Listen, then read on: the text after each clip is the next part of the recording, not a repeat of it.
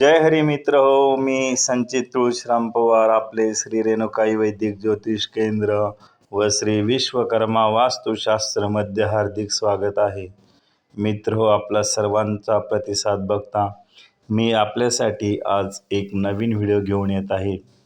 त्याच्यामध्ये आपण बघू शकणार आहात की एकमुखी रुद्राक्ष कसा असतो, त्याचे उपयोग काय आणि तो कुणी धारण करावा या संबंधी आपण सर्व या व्हिडिओमध्ये बघणार आहोत. रुद्राक्ष हे एकमुखीपासून तर 14 मुखीपर्यंत किंवा त्याच्याही पेक्षा जास्त असतात.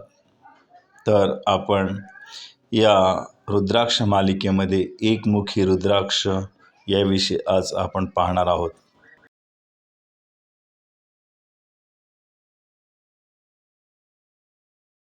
रुद्राक्ष हे एकमुखी ते 14 मुखीपर्यंत असू शकतात.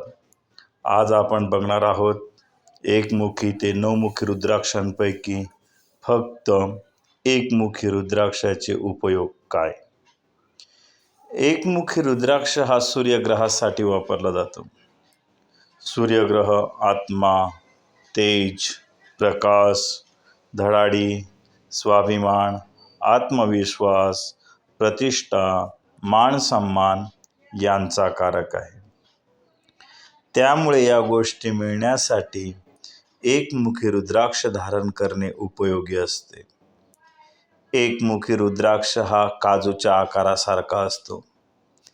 त्याला काजू आकाराचा रुद्राक्ष असे म्हणतात.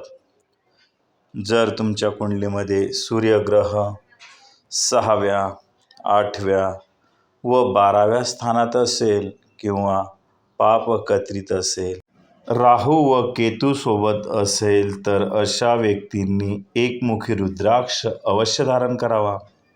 तसे ज्यांना सरकारी नोकरीच्या कामात व्यत्यय येत आहे त्यांनी एकमुखी रुद्राक्ष धारण करावा.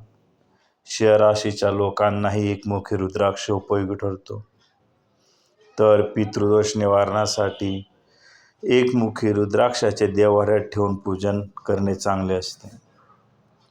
सूर्यग्रह वडिलांचा कारक असतो. ज्या वेळेस मुलांमध्ये व वडिलांमध्ये मतभेद निर्माण होतात त्यावेळेस एकमुखी रुद्राक्ष धारण करणे चांगले असते. बंधू भगिनींनो, आपणास माझा व्हिडिओ आवडला असेल तर लाईक व सबस्क्राईब नक्की करावे. संपर्क 75 88 57 90 20 श्री रेणुकाई वैदिक ज्योतिष केंद्र व श्री विश्वकर्मा वास्तुशास्त्र, पहुर कसबे, तालुका जामनेर. पुढच्या भागात आपण बघणार आहोत 2 मुखी रुद्राक्ष व त्याचे उपयोग.